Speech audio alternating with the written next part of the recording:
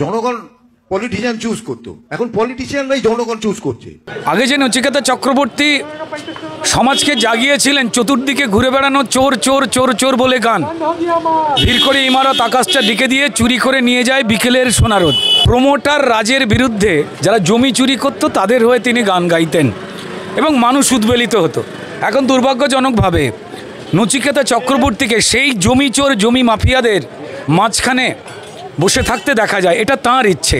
নচিকেতা চক্রবর্তী যে কথাটা বলেছেন, এই কথাটা তৃণমূলের নবাগত নেতা অভিষেক বন্দ্যোপাধ্যায় বলছিলেন এসআইআরে যাতে মৃতদেহ ভোটার, ভুতুড়ে ভোটার, বিদেশি ভোটার বা ডাবল কার্ড ভোটার তাদের নাম যাতে বাদ না যায়।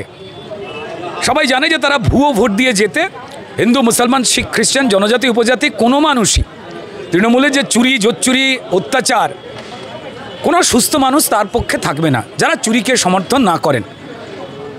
তো এটা জানবার পরেও শ্রদ্ধেয় নচিকেতা চক্রবর্তী অভিষেক বন্দ্যোপাধ্যায়ের যে কথা কার্যত সেই সুরেই সুর মিলিয়েছেন। অভিষেক বন্দ্যোপাধ্যায় 150 কোটি টাকার সম্পত্তি ক্রোক আদালতে হিসেব দিতে পারেননি, যার শাস্তি যে কোনো মুহূর্তে তার জেল হতে পারে PMLA অ্যাক্ট অনুযায়ী, প্রিভেনশন অফ মানি লন্ডারিং। অর্থাৎ যে বিপুল টাকা তিনি রোজগার করেছেন ব্যবসায়ী হিসেবে, তার উৎস দেখাতে পারছেন না। সুতরাং তার মুখ থেকে এই ধরনের কথাবার্তা বিভ্রান্তিকর, সেই নিয়ে কথা মানায়। কিন্তু নচিকেতা চক্রবর্তীর তো আমরা যতটা জানি মানে উৎস বহির্ভূত রোজগার নেই, 2 নম্বরই রোজগার তিনি করেন বলে শোনাও যায় না। তো তাহলে নচিকেতা চক্রবর্তী হঠাৎ করে অভিষেক বন্দ্যোপাধ্যায়, যার বাড়ি, গাড়ি, টাকা পয়সা ইত্যাদি প্রভৃতি নিয়ে সবাই জানেন তিনি দুর্নীতিতে ফেঁসে রয়েছেন, আদালতে মামলা চলছে, এই হেন ব্যক্তির কথার সঙ্গে নচিকেতা চক্রবর্তীর কথার মিল হয়ে যাচ্ছে কেন, এটা খুব বিস্ময় লাগছে।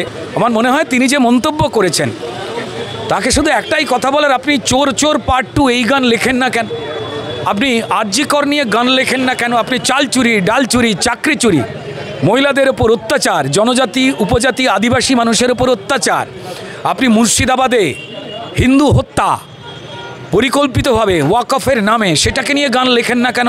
এগুলো তো আমাদের সমাজের ঘটনা। চাকরি চোরদের নিয়ে আপনি গান লেখেন না কেন? আমরা তো প্রত্যেক দিন প্রতীক্ষায় থাকি। নচিকেতা চক্রবর্তী তিনি কোনো রাজনৈতিক মঞ্চে বসুন না বসুন, বাড়িতে বসুন, তার নিজস্ব গুণের জন্যই তিনি নচিকেতা চক্রবর্তী। তো তার কাছ থেকে চোরেদের বিরুদ্ধে যে কথাগুলো, সেই কথাগুলো বলা বন্ধ হয়ে গেছে। যখন শিল্পীদের রোজগার কমে যায় তখন যারা তাদের রোজগার বা চিকিৎসা বা বিভিন্ন কারণে অর্থনৈতিক বা বিভিন্ন রকম সাহায্য করার বিনিময় আমার হয়ে কথা বলুন, না হলে সাহায্য বন্ধ করে দেব, এই কথা যারা বলছেন দেখতে তো লাগছে তারাই ঠিক। আবার বলছি, কবির সুমন বা নচিকেতা চক্রবর্তীর মুখ থেকে এই ধরনের কথা শোনা দুর্ভাগ্যজনক। তবে তারা কোনো দায়বদ্ধতা থেকে বলছেন কি? চোরেদের পক্ষে কথা বলছেন, চোরেদের বিরুদ্ধে কথা বলছেন না, অন্যায়ের বিরুদ্ধে কথা বলছেন না। আরজিকর হত্যাকাণ্ড নিয়ে গান লেখার জন্য পেন বেরোয় না নচিকেতা চক্রবর্তীর। আগুন পাখির আগুন কি কোথাও বিক্রি হয়ে গেছে? এই প্রশ্ন তো মানুষ তুলছেন।